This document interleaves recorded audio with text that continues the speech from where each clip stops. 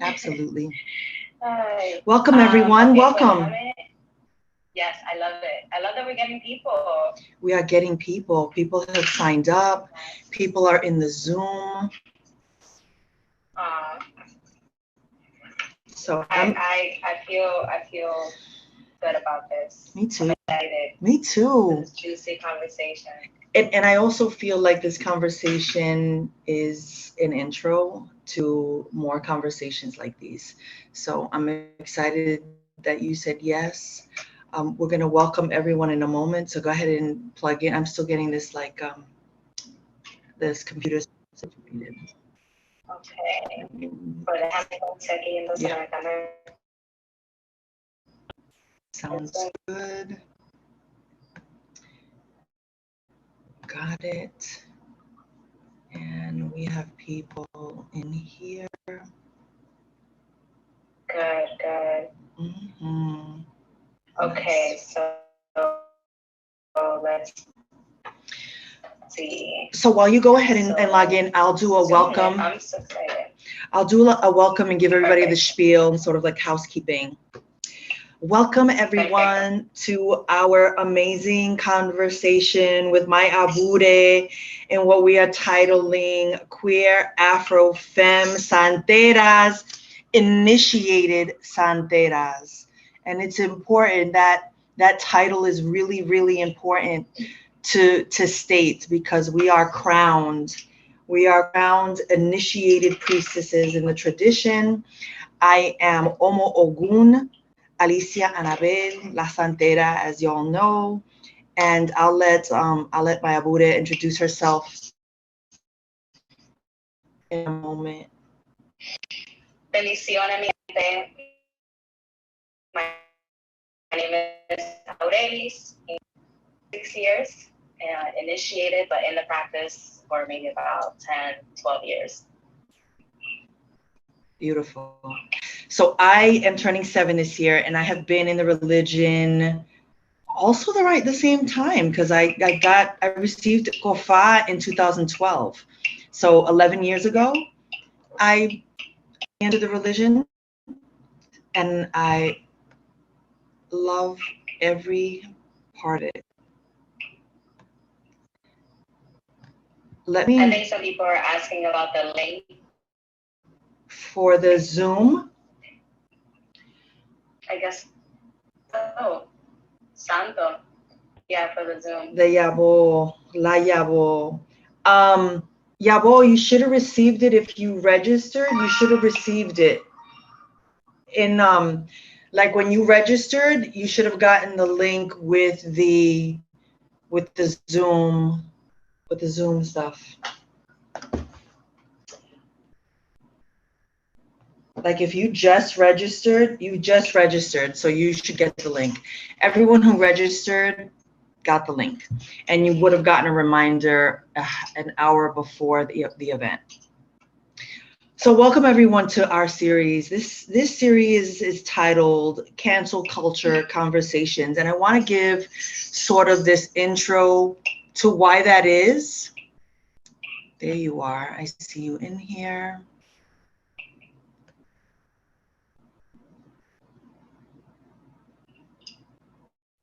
There we go. I'm going to add you as a pin. Perfect. So we're side to side.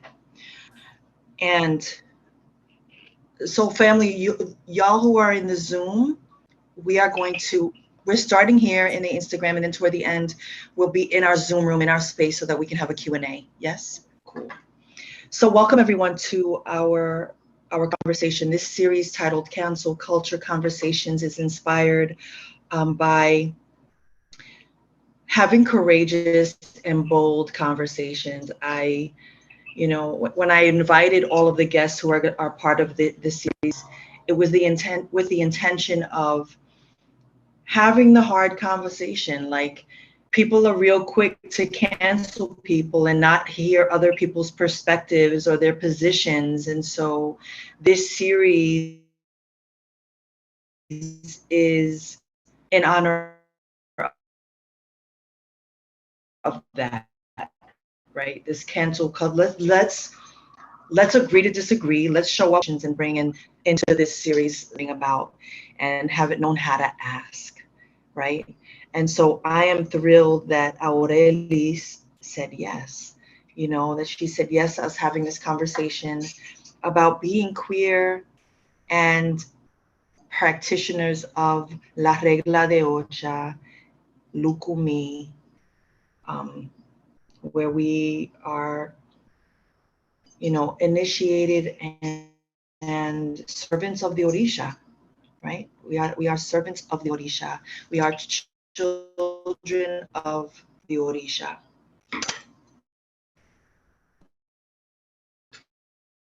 And so let's begin. So Santeras comes about from a conversation that Aurelis and I have about our place in the conversation of priesthood in the religion. As queer, Afro, femme priestesses who both happen to have male fathers as our governing santos, our governing Orisha, which is really amazing. Oh, I'm loving that you're lighting a cigar. Ya yo moyube and I did the tutu in front of Elegua. I know you and did, asked girl. for permission. I know you And did. I asked for permission. I know you did. So yeah. So our conversation was that, like, how do we write ourselves into this religion in the ways that we deserve to be mentioned and acknowledged in the religion. And so I think I want to start our conversation with your work. Your work, your academic work. And so I would love for you to kind of give this intro, talk a little bit about your undergrad work, and then what brings you to Puerto Rico. Family, Aurelis is in Puerto Rico right now doing some field work. And so let the people know what you're doing, quién tú eres, and what you are doing. Claro. Okay. So thank you everyone for joining both Zoom and on IG Live. I'm gonna try my best to look at both, but I'll probably be looking more at IG Live. And then for the intimate Q&A on Zoom. So first of all, I'll say I'm Dominican from the Bronx. I grew up very much surrounded by the religion. I also grew up really just in a Catholic household, or at least culturally Catholic household. I myself was very Catholic, and still find myself very much Catholic. How do I say? With a lot of respect. In terms of, I think I always was just a very spiritual person in general. You can put me, when I was younger, you could have put me in a mosque, you could put me in a Christian church, Catholic church, and I just would have felt energy. Right, because one of the things that one of my elders says, mi padrino actually, who's now 52 years initiated in the religion, and he lives in Cuba. One of the things that he says is that it's all about energy, right? La religión es un problema de energía, right? Religion is about just energy, right? And I think for me that resonated a lot, because I was just like, yeah, no, you could definitely just put me anywhere, and I'm definitely gonna feel energy, right? And I think that comes with me also me eventually evolving as a medium, as a huentera.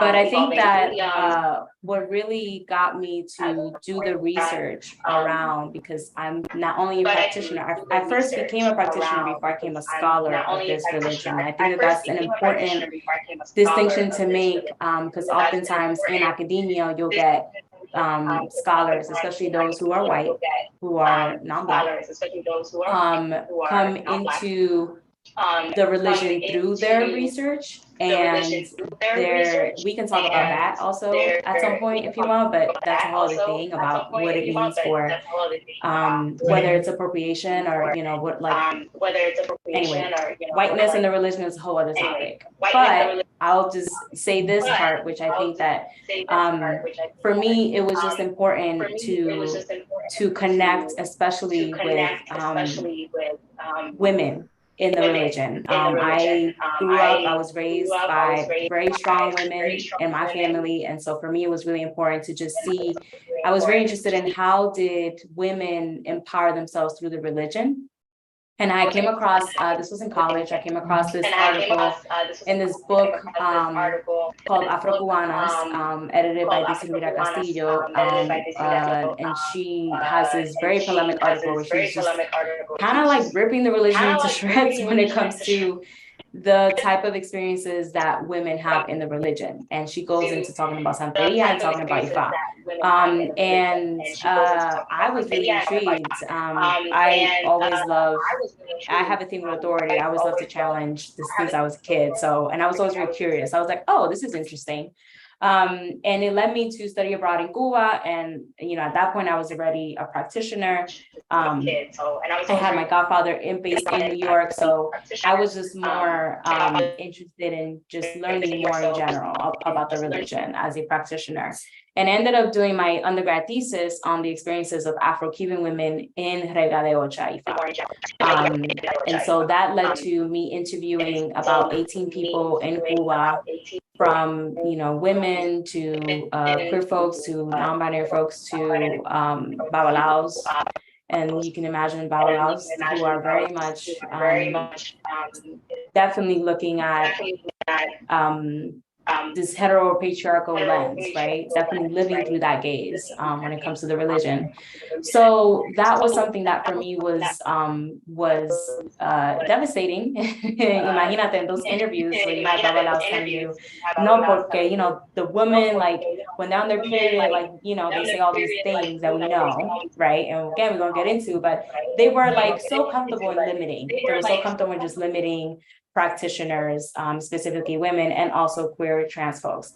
So that led me to my PhD work. So I'm in my final year of my PhD at the University of Michigan, and my doctoral work is specifically focusing on the experience of LGBTQ practitioners in Santeria in Puerto Rico. Why Puerto Rico, right?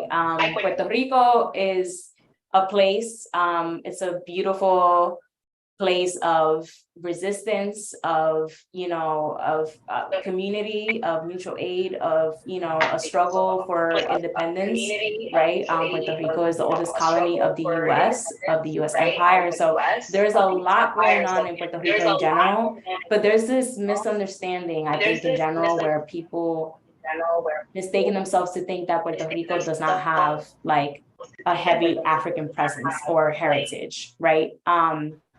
And that's dangerous, right? Because you end up falling into this erasure of Blackness, erasure of actual Black people here on the island. And so I think that when we also talk about, I have to also look at Zoom. When we also talk about, when we talk about the religion in general, you'll come across, if you're interested, if you're watching the live and you're just interested in learning about Santeria, Ifa, whatever, you'll notice that most of the books are talking about Cuba, which makes a lot of sense, right? And arguably, at least, lo que es Lucumí, lo que es la Regla de Ocha, Cuba es la cuna de la Regla de Ocha, right?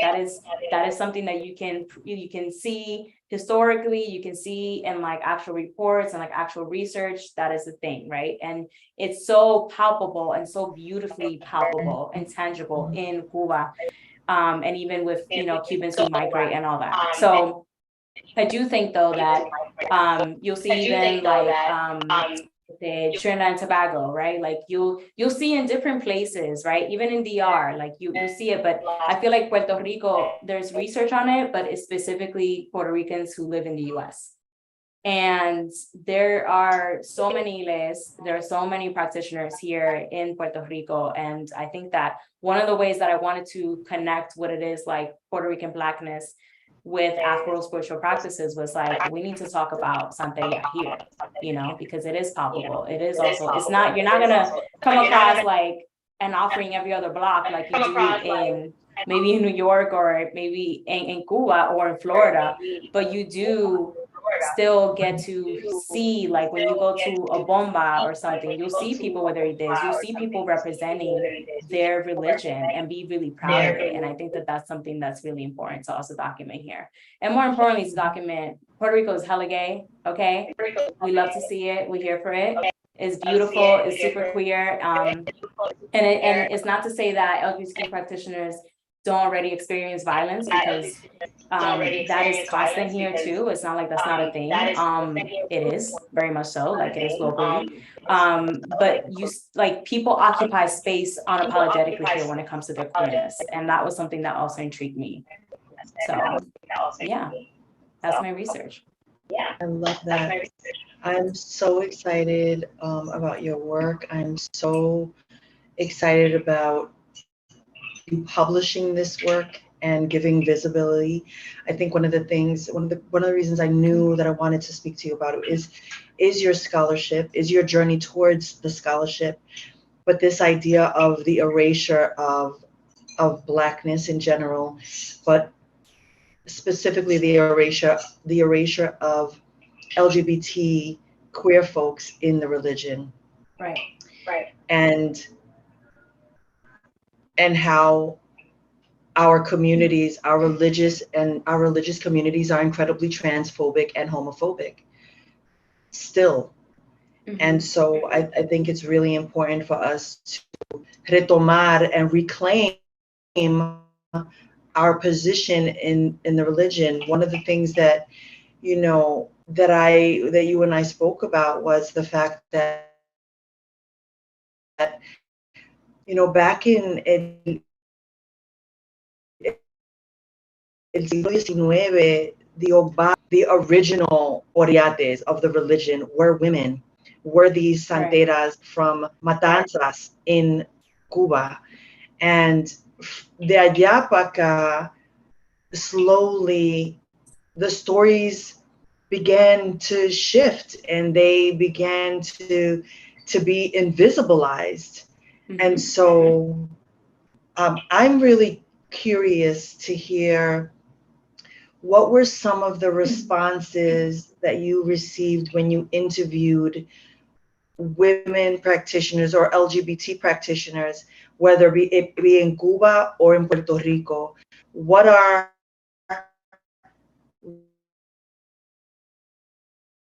the priestesses who identify about their affiliation with the religion, or their iles, or their relationship with godparents, or their relationship with babalaos? Yeah, that's a great question. I think that there's this one of the things that I learned about living in Cuba for the while that I did is that life is full of contradictions, right?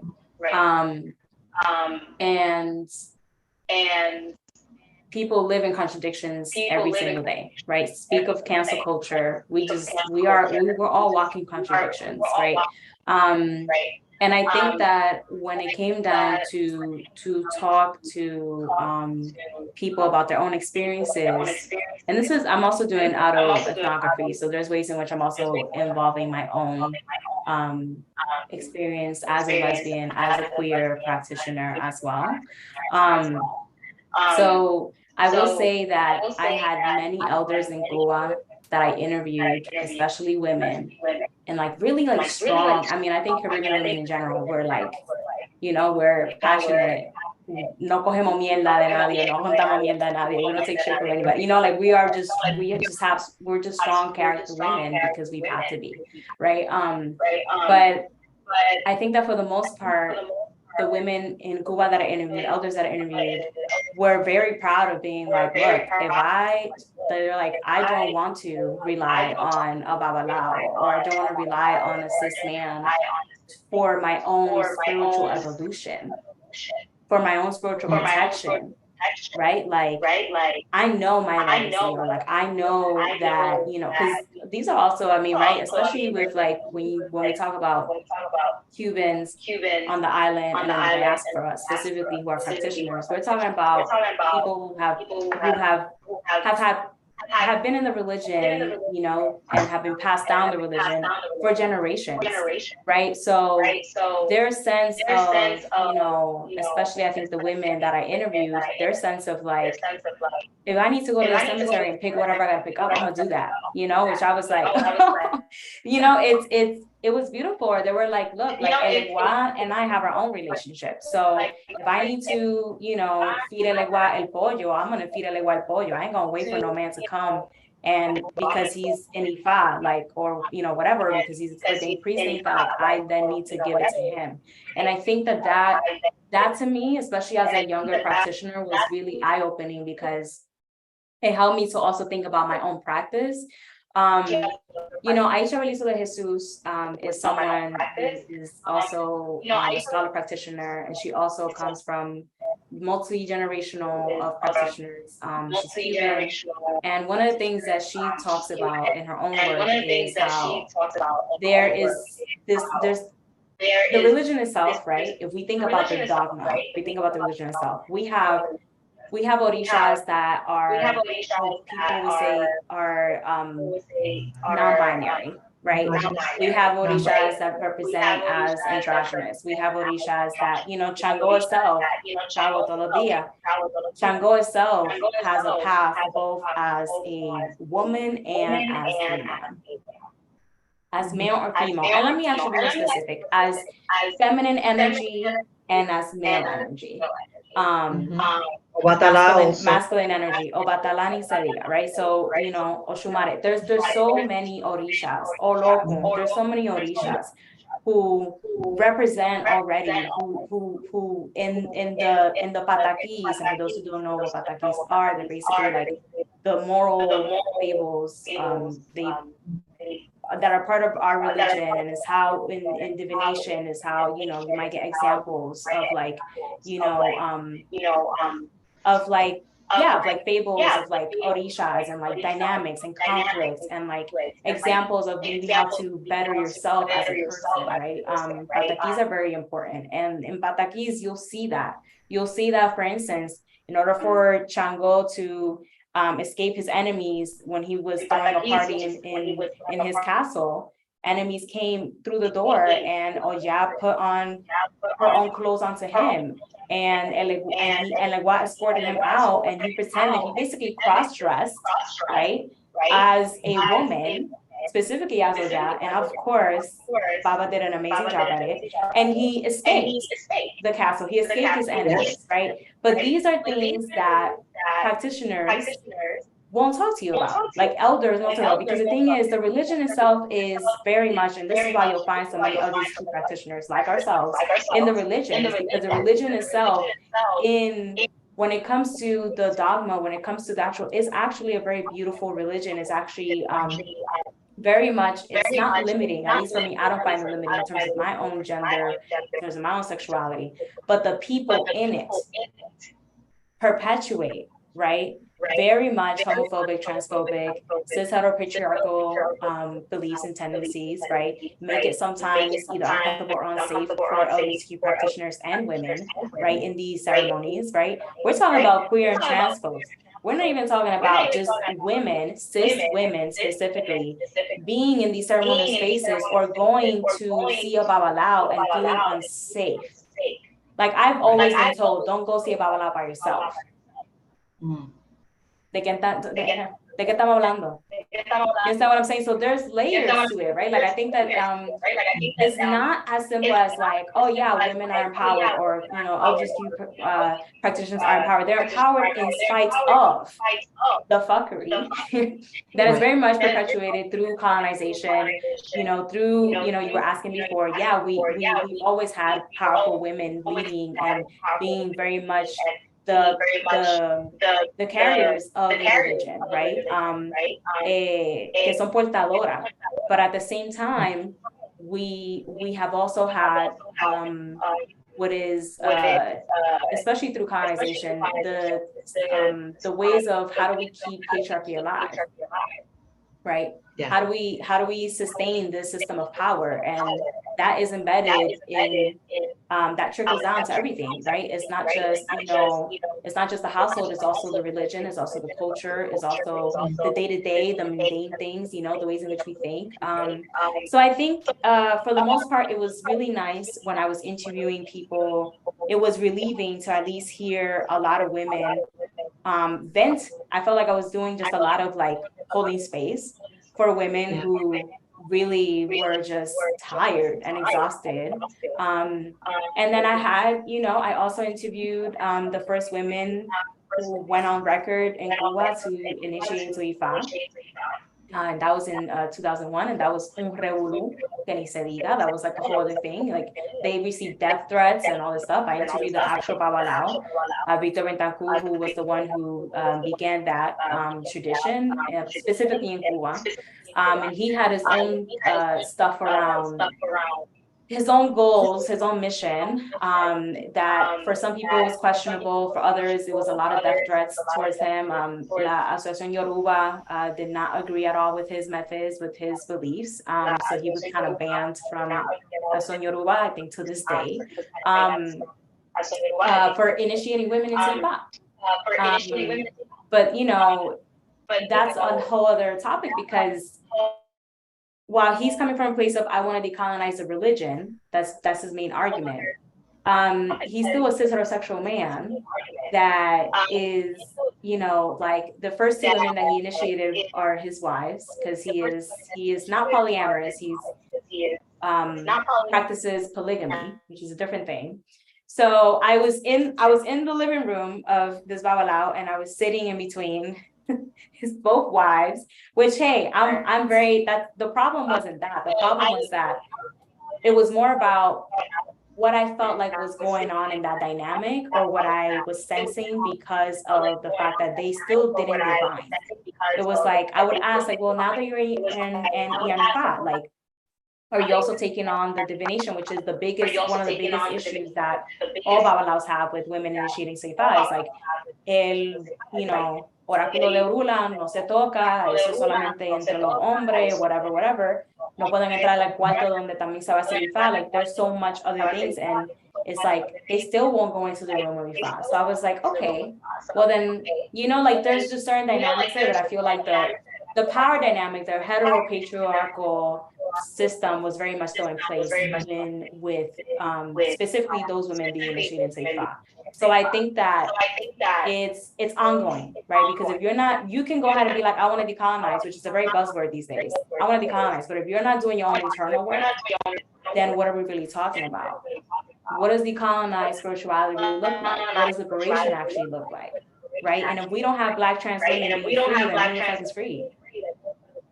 Right. So there's like, again, it's but here I've had interviews with specifically one of my dear friends who's we became friends after the interview.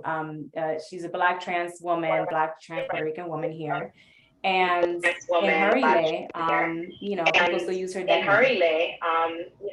So, and some of her elders refuse to, and not only elders, like actual gospelers, refuse to acknowledge her as a woman because she hasn't had gender affirming surgery done. Or, or at least, she hasn't done certain other things like her chest or whatever to symbolize, to embody what they consider is a woman, right? And so there's, that's violent. That's super violent. So yeah, it's a topic that is taking a while for me to write about. I'm currently writing about it.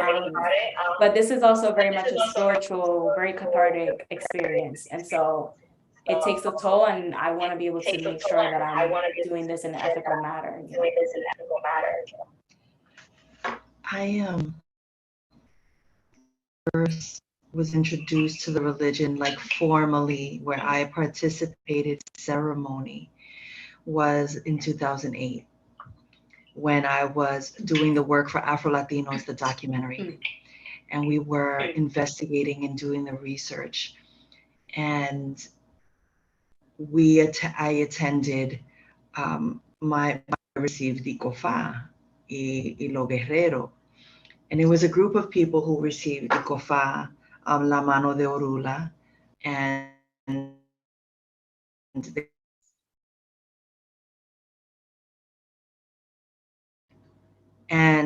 I remember after the ceremony, there was a meal, and the apetebis, the women who prepared all of this food. And I'm New York. I'm a lesbian woman from New York. And I was watching all the things, and I was like, I said to my boy, I'm like, why are all the women standing behind the babalaos? Like standing behind the babalaos as they all ate this incredible food. Because I was about to pull up a chair. And Renzo was like, no, no. My boy was like, nah, nah, nah, yo. He's like, nah, nah, nah. This is the tradition. I am really, really obsessed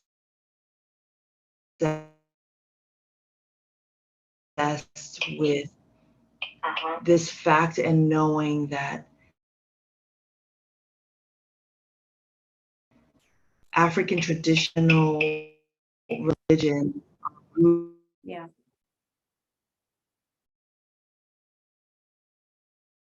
historically,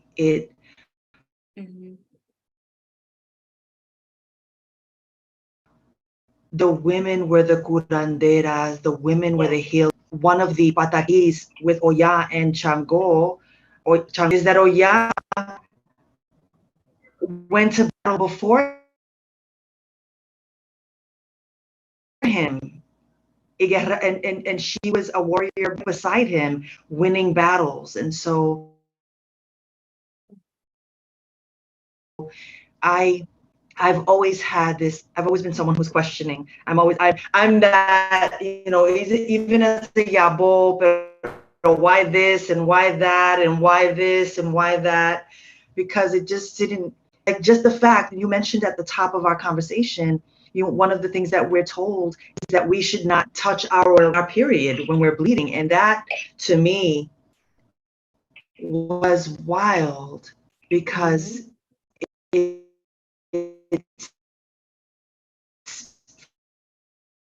for me, it's more to trying to disempower our role as those who carry the tradition or those who were at the head. Right. Right. And so I, as I turn 7 this year and I think about where I'm moving in the religion, where I'd like to see myself, what I see my house looking like,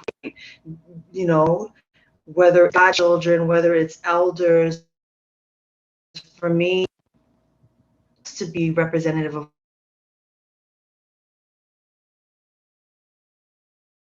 who I am. It has to be including trans community. And I'm so excited that I was a part of a god sister, trans god sister, receiving Santo and used her name and addressed her in her ita as such. And to me, I think that, as we have this conversation, I know a lot of people we feel invisibilized, and we feel hated, and we don't feel held. I remember when I was initiated, when I was crowned, and it was not the Dia del Medio, it was my ita, el Dia del Ita.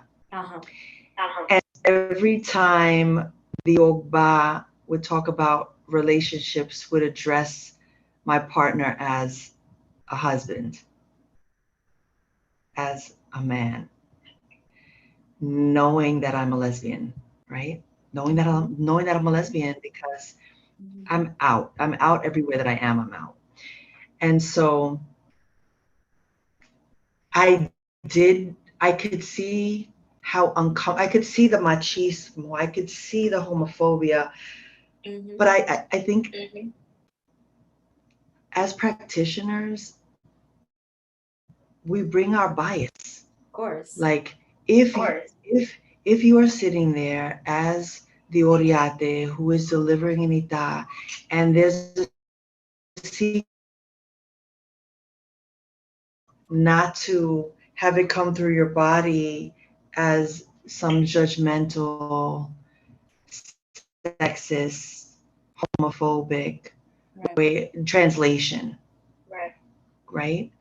And so I am excited about priestesses like you and I, santeras like you and I, who get to rewrite this history and get to write ourselves into the history, into the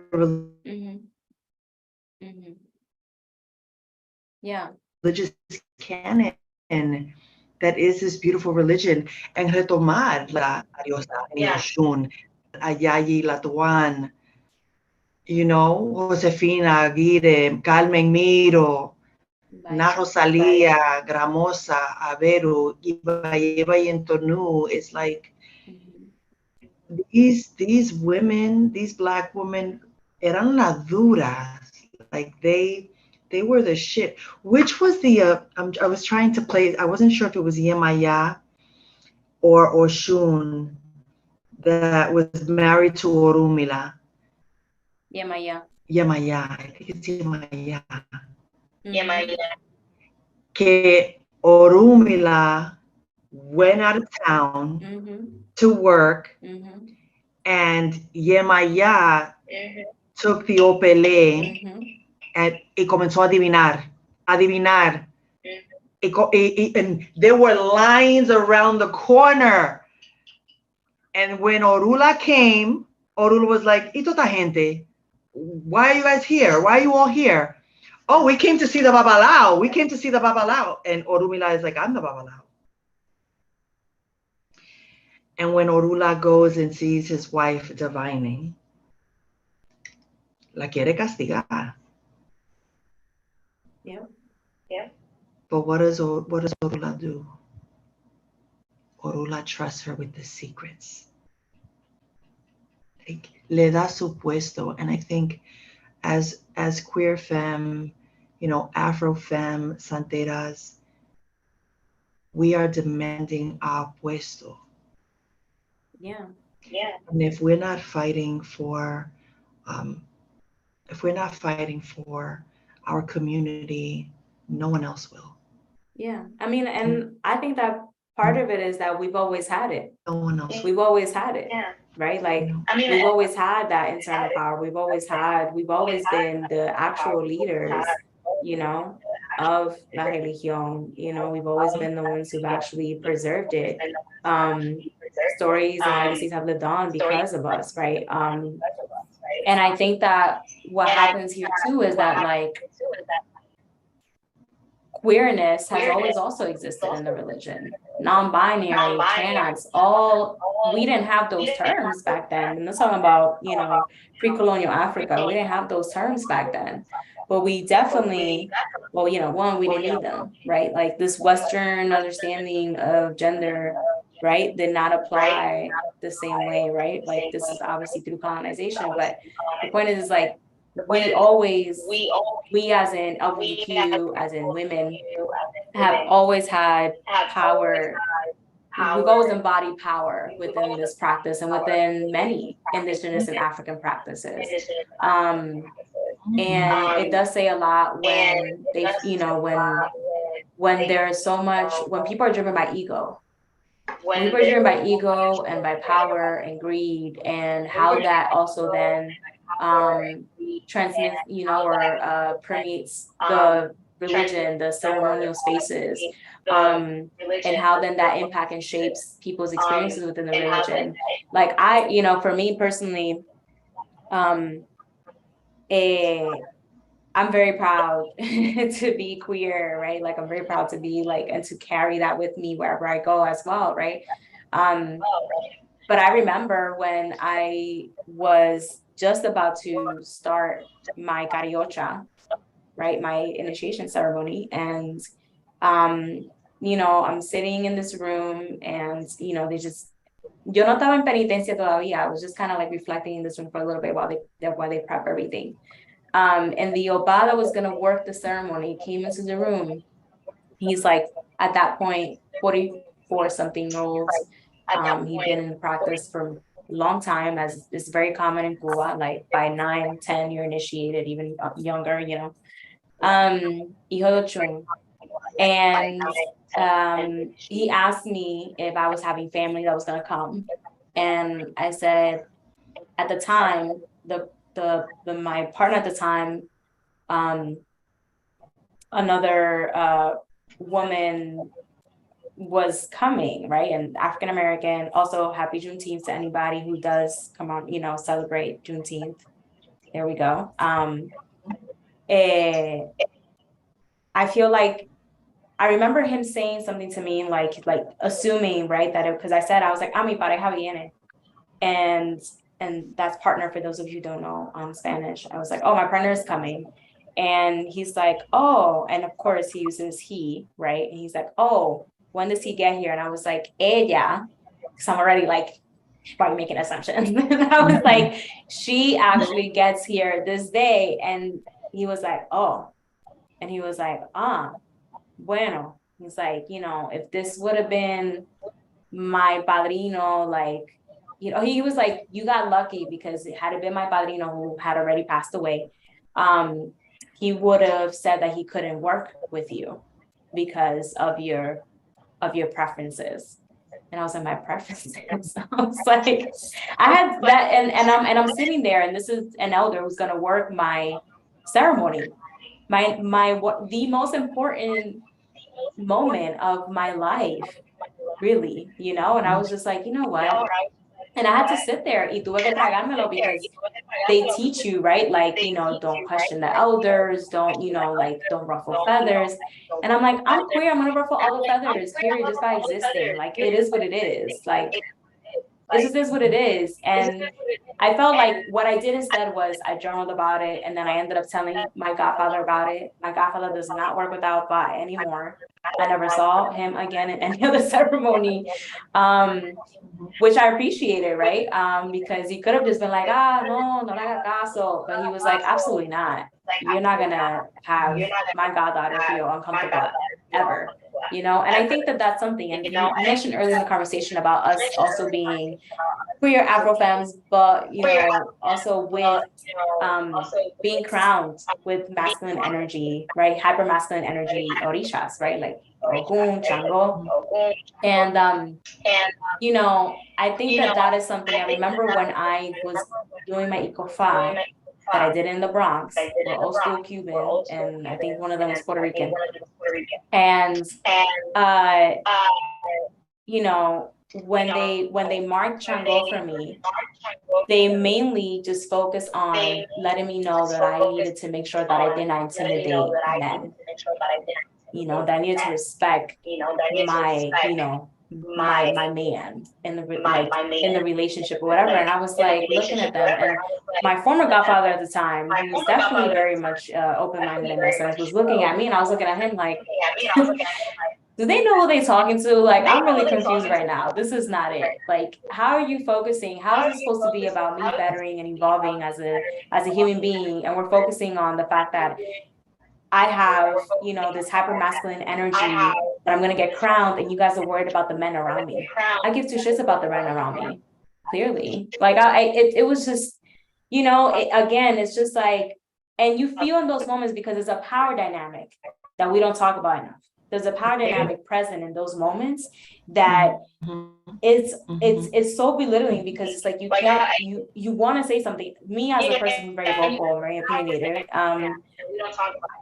I'm like, what? Like, I just don't even know how to navigate those moments, right? And so I feel for my trans, God siblings, for my trans people, for my queer people, for, you know, the powerful women in the religion who day to day have to deal with some shit, you know. But I am, like you, I'm also excited for our generation, you know, to actually be, to break those cycles, those violent cycles, for sure. I'm reminded of when I was crowned Ogun too, very similar story. The Babalaos were surprised that Ogun chose me. I remember, I love telling this story because it was absolutely beautiful, but when I was en el cuarto, porque a mí me adivinaron, me sacaron el ángel de la guardia cuando yo recibí COFA. So when I received warriors is when they told me, your santo is this, your guardian angel is this. And I remember that they brought my padrino in, and what I wanted to say is, you know, we're talking about the flaws in the religion, but this religion is so beautiful. It's so beautiful. And it has given me everything, you know. And the fact that Ogun chose me lesbian, as a lesbian, he accepted me in the fullness of me. Like Ogun is saying to me, yes, I'm choosing you. You got that masculine energy on fleek, but I would like to see you find some balance and also work with your feminine side. You can't be all Ogun all the time, machete in your hand, volándole la cabeza a todo el mundo. Like, that shit ain't healthy. That shit ain't cute. Like, coge lo bueno de mí, not lo malo, just like our parents. But I remember when I was, of course they did. You know, in that cuarto arrodilla, and they went through Abure, they went through all of the Orisha, okay? I was arrodillado. I was on my knees for 2 hours, and the Babalaos were like, do you want to stop? Of course. Do you want to rest? It was, is it Oshun? Is it Yemaya? Is it, like, it was because it had to. And then they started with the men. I have to tell you, my entire body vibrated. It was such a confirmation, and I felt so powerful, right? Because they say Ogun, and Ogun says yes. Because the truth of the matter is, the 2 hours was Chango and Ogun fighting. Of course. Estaban peleando, estaban fajao. I see that. Fajao. Estaban fajao. Ay, mi amor. Ay, mi amor. And so it's confirmed. Orumila says, oh, no. This child right here, hija de Ogun. This one right here. And those Babalaos were a gasp. Right. They were like, wow. Right. Y olvídate lo palero, because that's a whole, el rayamiento. That's a whole nother. And so I love that we're having this conversation, because this is also a wonderful celebration of being queer and being obedient santeras. Mm-hmm.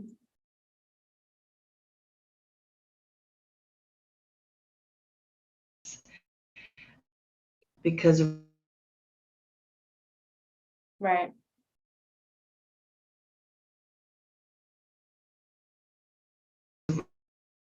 now we're also in a culture where everyone is a santero, not everyone knows where to go. And so we have LGBT community to provide them with resources and information because and not welcomed and hated. And so I'm glad that we're having this conversation, because I know the people that find this video, whether it's today, a year from now, will be like, oh shit, you know, they get to see themselves represented in ways that we're not often represented and celebrated. The best time. So, on Juneteenth, Also, the best time. Come on, you know, talk about freedom and liberation. Yeah, and that's the thing, right? Like I find so much freedom in this religion. Family, you want to take I do. I just want to say one more thing, which is like, I think for me, like, I do find a lot of freedom and a lot of empowerment in this religion. I think that this religion not only has saved my life, but has saved the lives of many people in my family. Has really not only has saved my life. I don't know me without the religion at this point. You know what I mean? And I think it's a really beautiful thing. I feel like there are people, you know, there are practitioners who are straight, who are cishetero, who are even male, who actually are, you know, soft allies, you know, who do take you in and, you know, and who do support and respect you and see you for who you are, you know what I mean? And I do think that's really beautiful. And I do think that there's just more work to be done, right? Like, because when you are out of Bembe and Chango comes down and Chango sees you and it's like, don't worry about anybody else. I see you. I love you. That's it.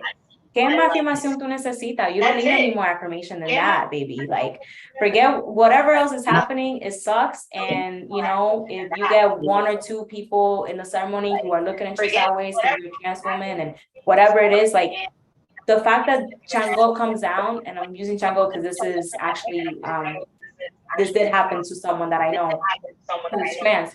And if Chango comes down and comes straight to you, forgets about everybody else in the space, and it's like, tú eres mi hija, right? A trans woman, tú eres mi hija. Yo me erizo. I was like, wow, you know, and I think that these are the things that I'm always reminded of, and I think I keep as like the compass. I keep as like, you know, like at the center, because for me, that's what I know, you know, and through my research and interviews and even my own experiences, snippets of my experiences, I'm like, okay, there's work that we got to do, and we got to call it out. We got to call it in, and we got to call it out, you know. Yes. Yeah, but you know, but there are many layers that exist who are also LGBTQ, and you know, we're just hitting like the surface, right? Pero yeah, let's take questions, preguntas here, or I don't know if you want to move to Zoom. So we have people in the Zoom. So I want to take questions for them. What's up, family? So do post your questions, and those of you in the Instagram, if you want to post questions in the Q box, we'll take some questions there. So go ahead and ask your questions. How are we feeling in the Zoom? How are we feeling, fam? It's so good to see you. Yabo. Okay. Claro. Talk to us. Thank you. This was really, really beautiful, Aurelise. I am so grateful to you for saying yes. I am so excited for your work to come out. I'm really excited for more conversations like these. To my spiritual family in Cuba, and we are such an inclusive family, like intergenerational. My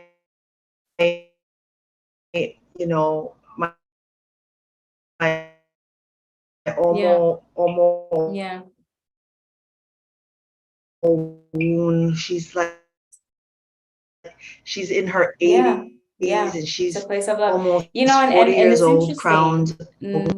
It's interesting because I feel like we part have of what happens trans too women is like and gay with, folks, you know, everyone I have is, a chapter and everyone's in my working together, and dissertation that's everyone's doing specifically ceremony focusing on together, and it's misas, all love. And because the reality is, when it comes to, you know, what a lot of the ceremonies, religion is supposed to be. what you see, especially in misas, is gay That's coming people, queer men, gay men, and, you know, queer people in general leading those misas, right? they play an integral role, right? In those, okay, someone has a question, just type it in here. That's okay. If you want to do it on IG Live, that's cool too. But yeah, but that's one of the things where we're at the core of like so many, honestly, like so many ceremonies.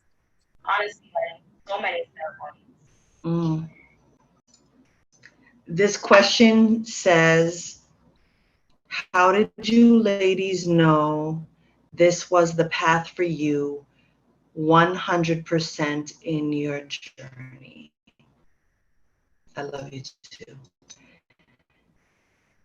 How did you know this path was for you? Do you want to go first?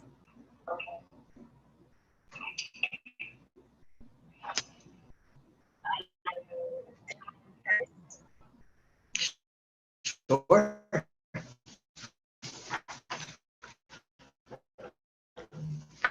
So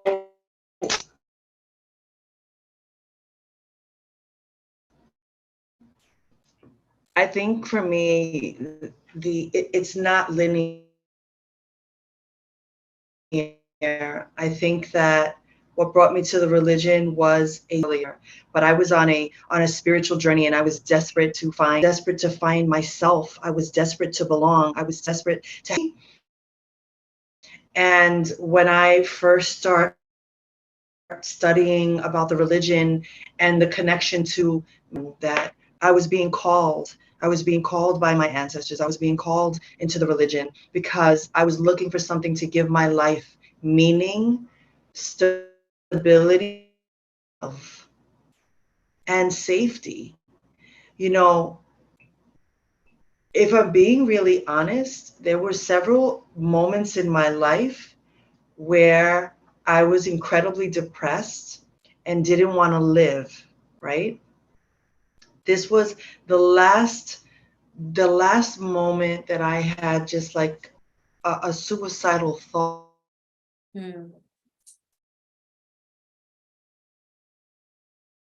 Right? Wow. Was in 2000. And in 2012, well, that same year, I meet who would be my padrino. And I knew he was the one to mentor me and guide me and bring me in.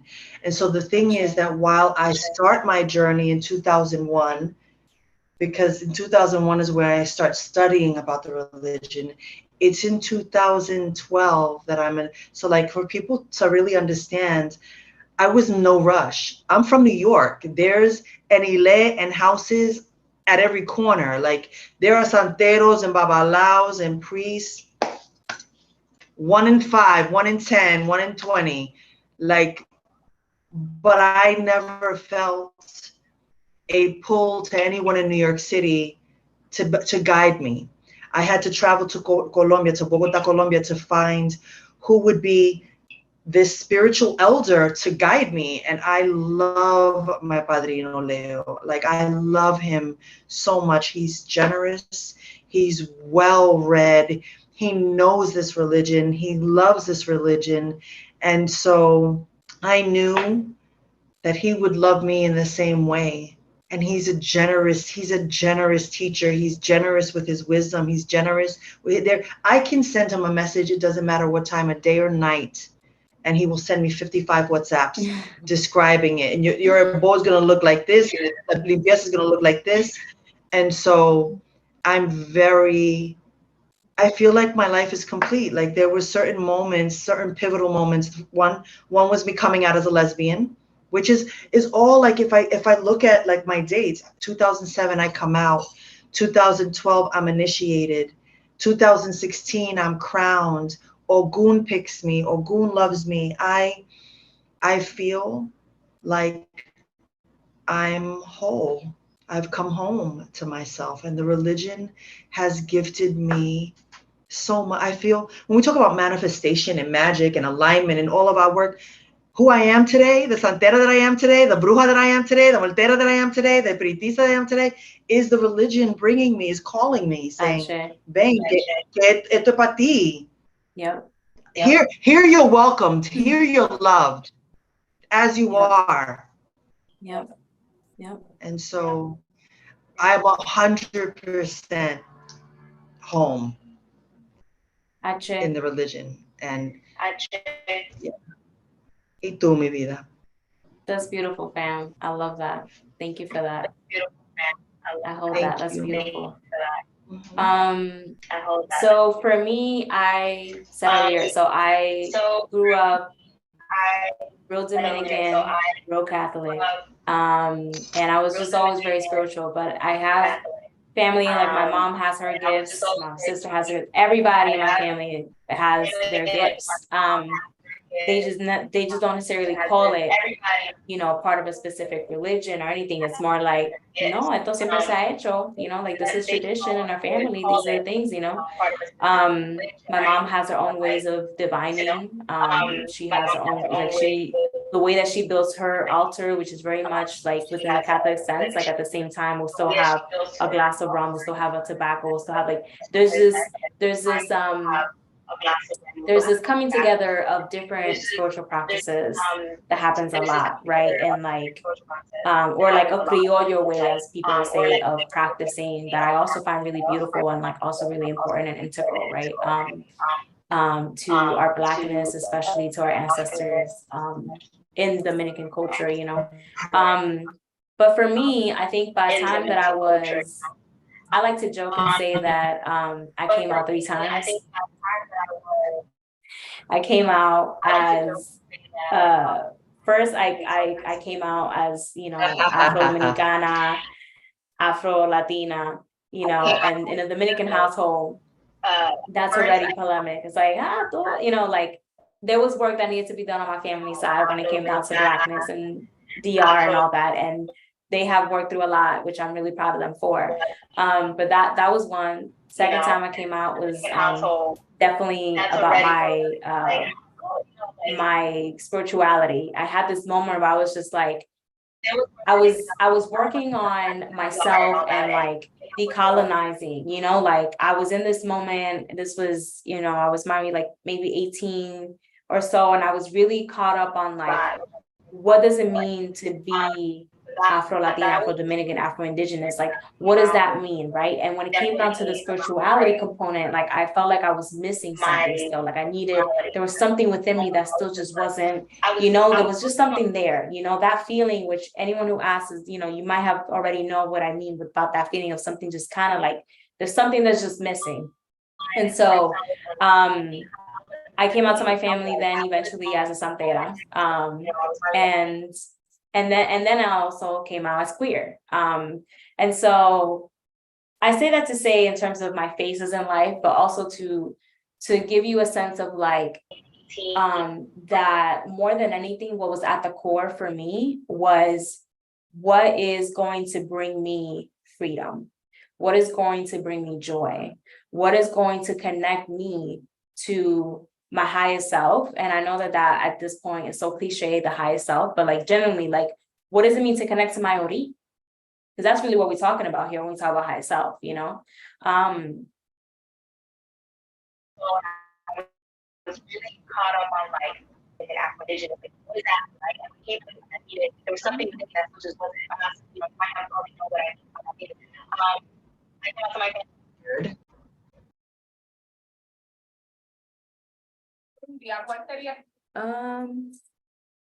Hello. I think that we are okay. So I think the IG ended. Yeah. So I don't know if she lost power.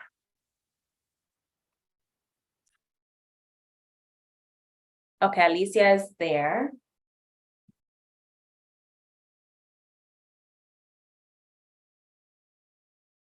I appreciate y'all being patient on Zoom at least. They kicked me out. They kicked you out? I think they kicked me out. It says there's a violation. It's so weird. It's saying, try again later.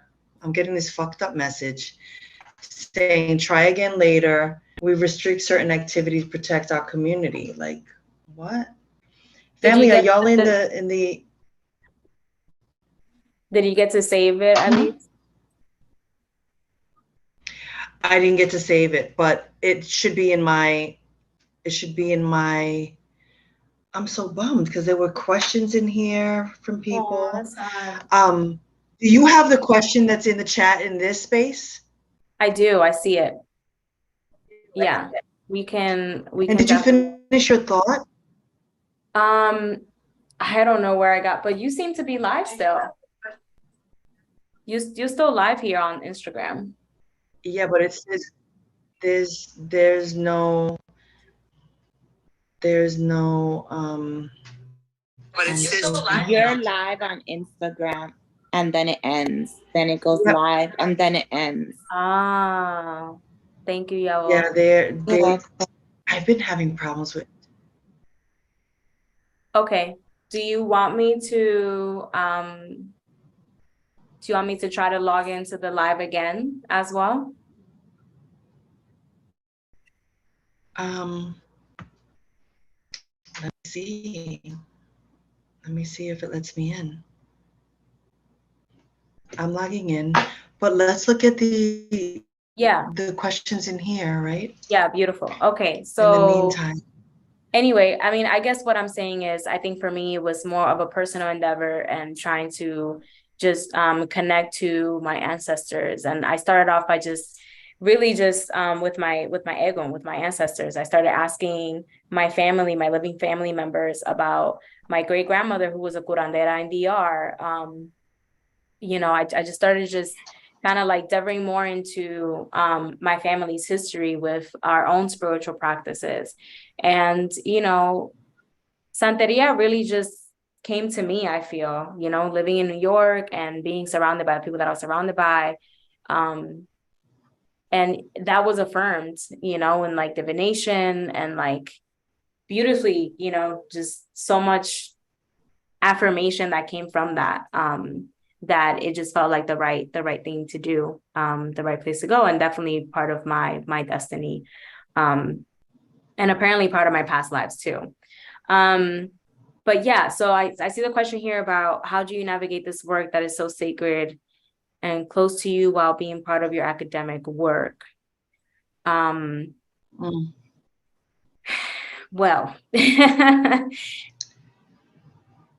I think that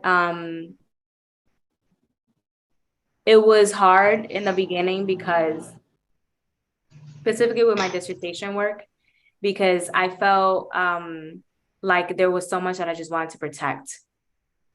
Like I just really wanted to protect the religion, the people in it, because ultimately we're still coming from a place where this religion is, you know, called, you know, demonic, and, you know, like there's still ways in which the religion itself has come a long way in the public eye, but it's still very much because of anti-Blackness, right? Because of colonization and white supremacy, like there's so many ways in which it's still being judged as such. So I think that for a while I was more like, especially because I was like still so tender in my own process as a practitioner, like I was just more like, I need to protect this, you know, like, and so I was so enamored, and I still am, by the religion, that I was just more like, okay, how do I document these stories? How do I also, you know, like uplift these elders, while also like, okay, yeah, I was saying that you're live on IG again. I'm just here for the ride. But Instagram be out here wilding. But anyway, and so I think for me that the way that I navigated the most is that I always come back to my altar. I always come back to my practice. I'm always like, I always just remember that, like, okay, people in academia don't really, a lot of them may not know what I'm talking about, you know, like in my program, like I did my yaguaraje while I was in my program in Michigan, and I got a whole bunch of stares. I got a whole bunch of like, okay, like you just, because it's one thing for you to come into the program already dressed in white. It's another thing for you to start the program dressed in like, you know, regular clothes or whatever. And then your second or third year, all of a sudden you're dressed in all white for a whole year. And in Michigan, which is, you know, the winter is cruel. Break. And it is hella break. So I'm out here, and it's really gray. It's really gray because they actually call it the gray winters, you know. So I'm out here with my white ass coat, you know, from head to toe. Like there's no, you know, they're like, oh, okay, this is definitely, some people would be like, Black folks who would see me like in Detroit, they'd be like, oh, I like your style, you know, because they're like, oh, you're just in that winter white. And then I have people in my, you know, like in academia that would like walk in, you know, and just be like, oh, you know, they might make like I don't know, especially white folks, you know, they'll make like comment like, oh, interesting. And I'm like, I don't need to entertain this. So I think that, you know, more than anything, I felt like it was a lot of me protecting. It was a lot of me just protecting my own peace of mind and protecting what is so sacred to me, and allowing spirit to guide me in moments where I feel like it's hard, where I feel like, oh, okay, can I say this? Can I write about this? You know, I just allow my elders, of course, but also more than anything, my spirits who are also my elders, just guide me through it. I love that. I love that. I feel the same way. You know, when I first got initiated, the religion was for me. It wasn't for anyone. I wasn't out like I am out now in terms of like teaching and sharing the religion. For the first few years, it was for me. Right. The practices, the rituals, my relationship with my muertos, my ancestors, my egun, my spirit guides, and the ocha, like all of the santos, you know. And so, but even when I was navigating the world of like the scholarship and writing and investigating, I came at it with a lot of respect and a lot of love.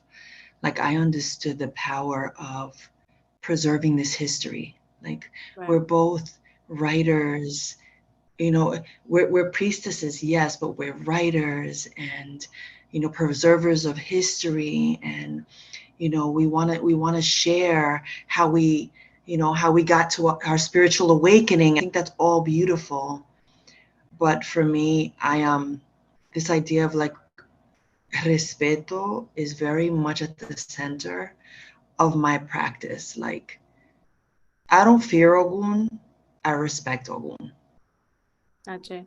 You know, I don't fear the Orisha or that they're gonna punish me because I'm, you know, because I'm gay, because I'm this, because I'm that, although, you know, I felt like this year I was getting punished by Ogun the beginning of the first 5 months of the year. I felt like he was kicking my ass. But then I learned some other things, that it wasn't that he was punishing me at all. It's that he was showing me another way of doing the work, because yo soy la hija del Orisha del trabajo, del hierro. And so he wanted me to tend to my work and tend to him in a very different way. I'm wearing white, not for our call, but because this is my Ocha week, my Ocha birthday week. It is. So for 7 days, I'm dressed in white for Ogun and for Watala, you know, and for all my santos. Happy Ocha birthday. Thank you. Oh my God, it's about to be the turn up in Cuba. I know it is. I know El bembe y todo. We're going to have a guiro, un tambor, una cosa. Oh, I wish I could be there. It's going to be so much fun. Yes. Yeah. So the both of you have an academic part in this. And both of you are writers. So in your journey, where did the academic stop and the spiritual start for you? If that was something that was very palpable. And then because most of very old traditions are oral traditions, how do you edit yourself in what you write? Oof. Yeah, absolutely. Do you want me to go or you want to go? Yeah, no, I mean, I'll say off the back, like for me, like, because I'm in it, I'm writing my dissertation right now as we're speaking. And for me, it's like I'm a practitioner before I'm a scholar of the religion. That is priority. Like, so, you know, I even have conversations sometimes even with my peer reviewers or my committee when they're like, oh, can you give more detail about this? I'm like, absolutely not, I can't. I simply cannot. No, but I think it'll be good because people who may not know, and I'm like, well, they're not supposed to know, you know? And I think that there are ways in which what I do instead is like, especially, you know, because my work is autoethnographic. And so there are also like interviews. There's like my part in it, but it's also mainly like interviews of other people that I've, you know, that I just have connected with. And for me, it's like, I'm also like very key for them in the sense of like in the middle of the interview, like, how do you feel about this?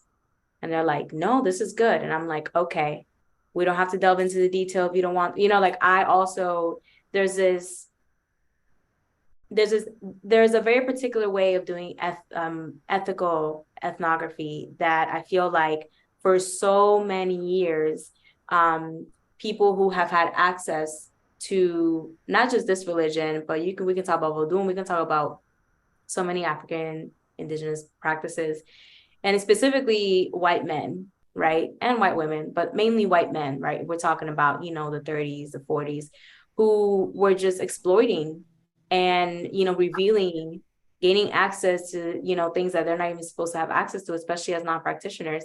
And we're just, you know, revealing so much information. You know, there's ways in which that information perhaps has been helpful to other practitioners. And I can understand that, but there's so much that you're not, like for me, like I would never photograph, you know, Elegua and put him in my book. You know what I mean? Like for me personally, because I just have my own, I'm like, the way that my elders don't even wear their ilekes. They don't wear any of this. You won't even see them or anything. You wouldn't even think they're practitioners and they got 50 plus years because that's the way they practice. They're like old school in that way. So I think that for me, coming with having that background, it's like, it's really important to, I mean, Chango wants me to wear all my things. So, you know, I'm gonna do my thing because Chango is like, nah, I want people to know that you're my daughter, period. But, but I do think that when it comes to that part, when it comes to the scholar practitioner aspect, it's mainly like I'm using academia. Academia is not using me. And that's the way that and it's an ongoing shuffle. I ain't gonna lie. It's an ongoing shuffle. It's an ongoing, you know, me navigating that. But realizing that I'm here because of the religion. I'm doing this work because Orula said to me when he, you know, when I got my head mark, which also got my words at the same time, he said to me, this work that you're doing is important. You cannot stop. No matter what happens, you cannot stop. This work has to be known. Okay. It has to be known. And for me, it's like, even when I get like, you know, sometimes I'll talk to elders about the work that I'm doing and they don't really like it, you know, and I have God siblings that remind me, they're like, no, I was in the room when Orula told you can't stop and that this has to be known, you know, and that helps me because otherwise I'd be like, you know, I might get in my head and be like, oh, am I disrespecting? Am I saying something I'm supposed to say? It's like, no, you're actually saying exactly what you're supposed to be saying because Orula said you got to say that, you know? And so, and it's not just Orula, it's Chango, it's Elegua, it's my muerto, it's everybody, you know? And anyway, so for me, I think it's an ongoing part of navigating, being a part of academia, while also more than anything, being guided by spirit, first and foremost, always. I echo everything you just said about protecting your practice and the way you practice and the things that are for you and the things that are meant to be shared on my journey, my spiritual awakening. It's my spiritual awakening that brings me to my African roots, right? And all of what that meant, historically, religiously, musically, like all of the things were happening at the same time. And so when I am investigating the religion as an investigator, as an interviewer, as a producer, and as a writer for a film, I'm looking at it through a lens. And then I'm looking at some shit and I'm like, oh no, but this shit can't go inside the doc. Because the religious, the spiritual Alicia is like, no, this shit is no.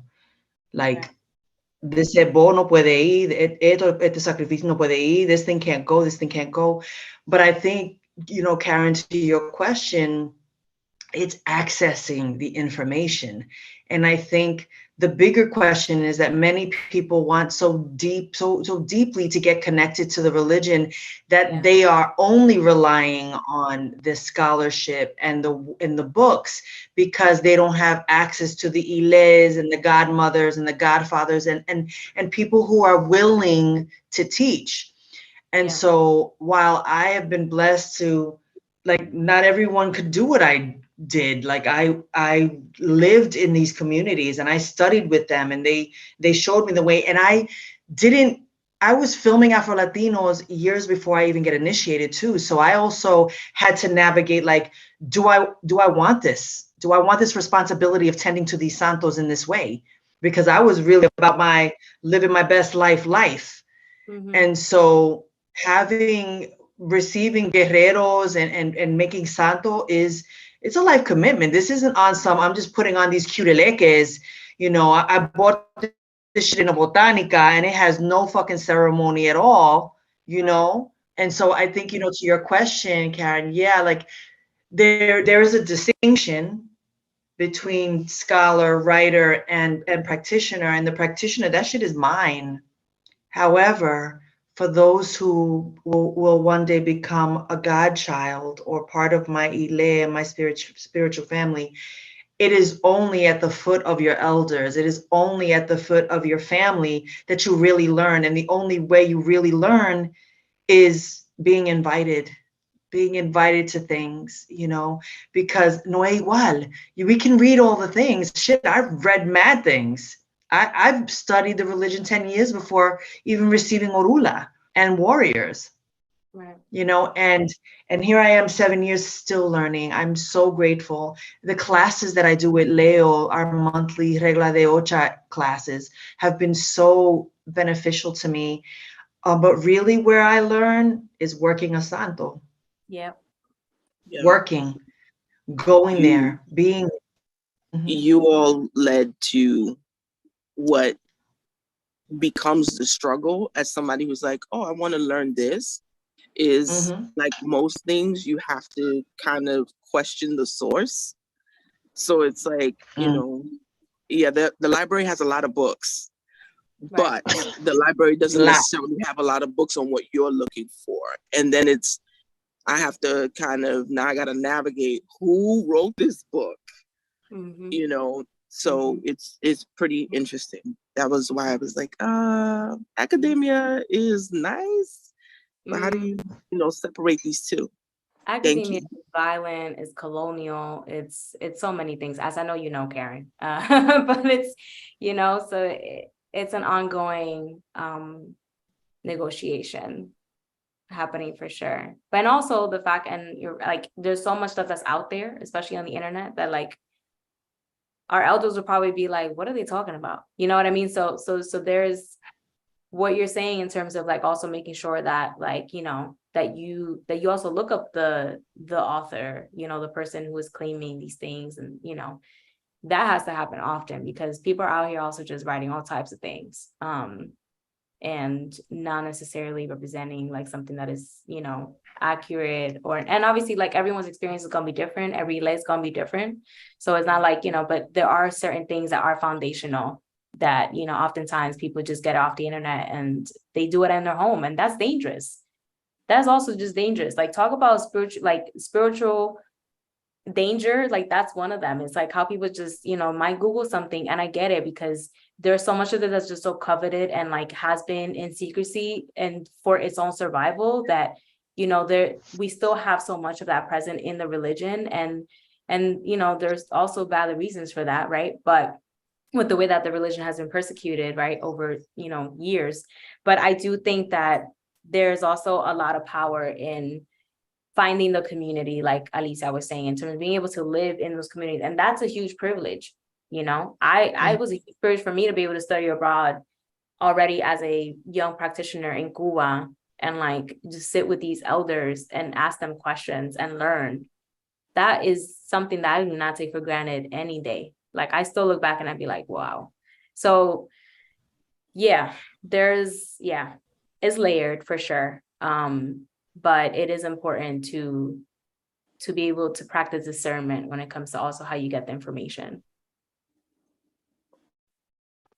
And also, I'm feeling like I feel like there's so many people that want to get close to like their ancestral religious traditions, right? We want so desperately to learn the medicine to you know, this morning I was thinking about a conversation for our classes, like speaking to the dead, like the language of the dead.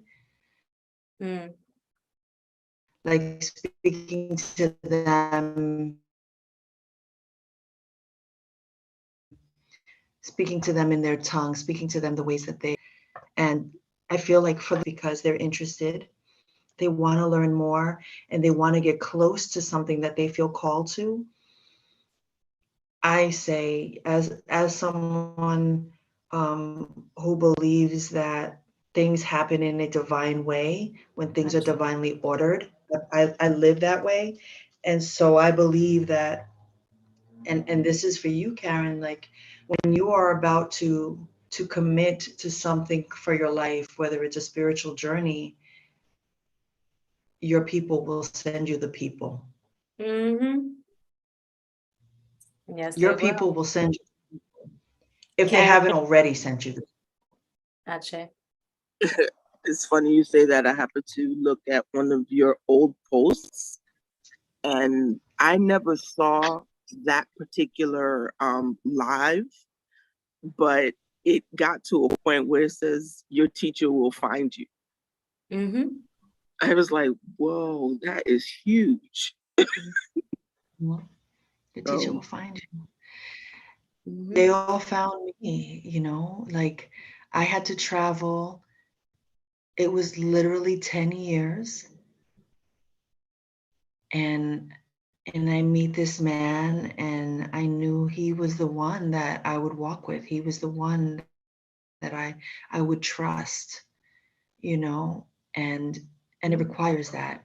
That's why we can't be in a rush. I think that, you know, some people are looking at the religion as this glimmery, shiny thing, and the religion is not easy. It's work. It's work. It's not what people think. It's ongoing. There are some questions in the IG. Mm-hmm. Oh, really? There's mad questions in the IG. I'm gonna send you a. Oh, good. I can also join the IG live. I'm sending it to you. Okay.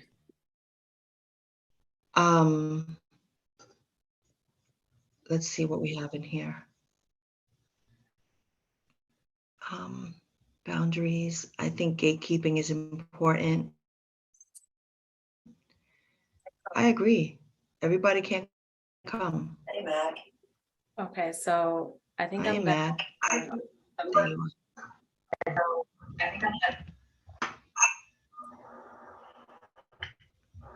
We have.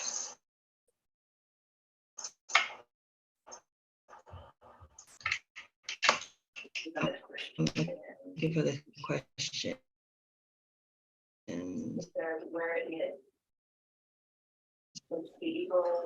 says wearing it It's the ego.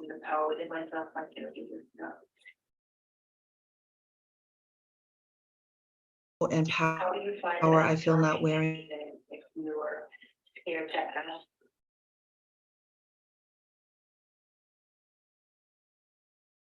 It's the humbleness, me knowing the power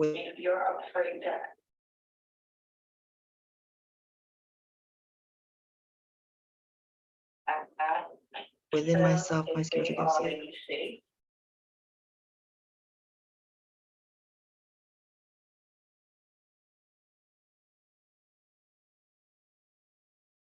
I think the internet is going out.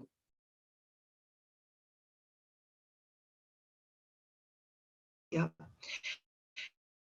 How Okay, do you I'm hearing you now. It was affirming if you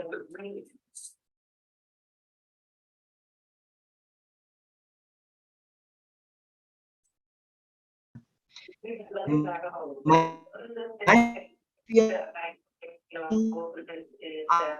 question is like I had to questions. Let go.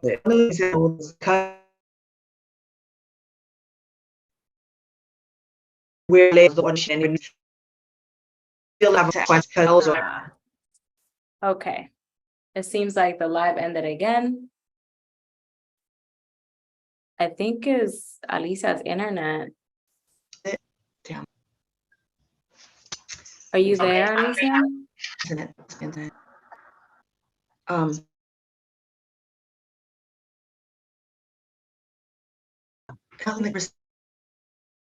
Did the live end for y'all as well? The IG live, whoever is on it. It's not even Mercury retrograde, y'all.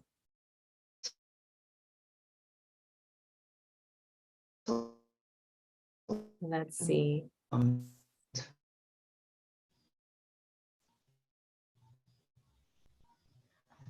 you hear me here in the yeah, I think it's the internet. Closed here. For sure. I'm sorry for the IG. Is Alicia also frozen for you guys here on Zoom? Okay, cool. So, okay. I've been following me.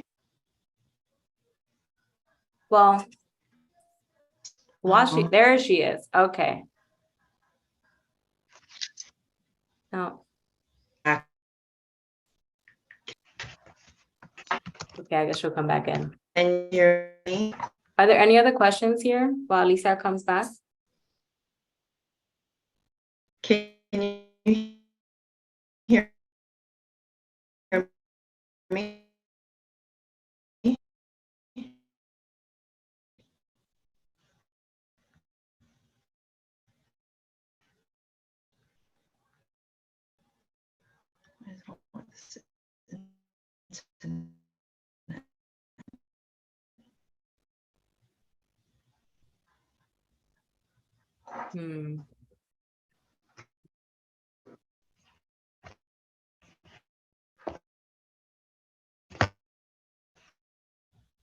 Can you?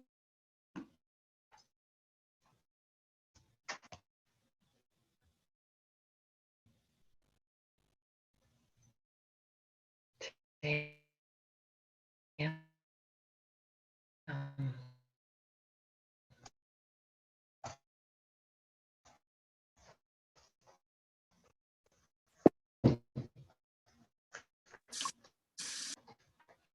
I'm so bummed. See?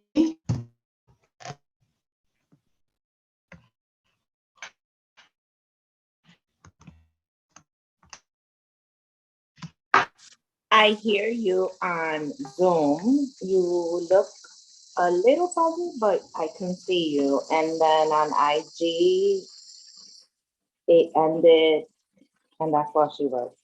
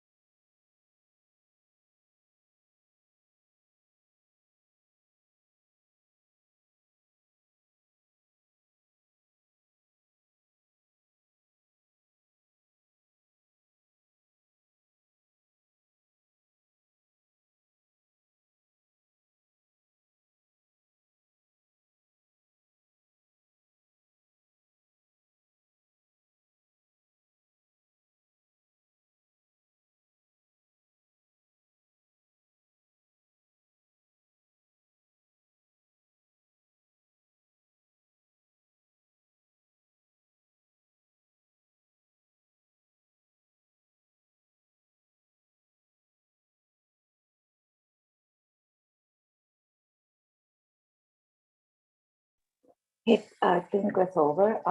Hit the, for me, it's the top right button that says leave. Have a good night, honey.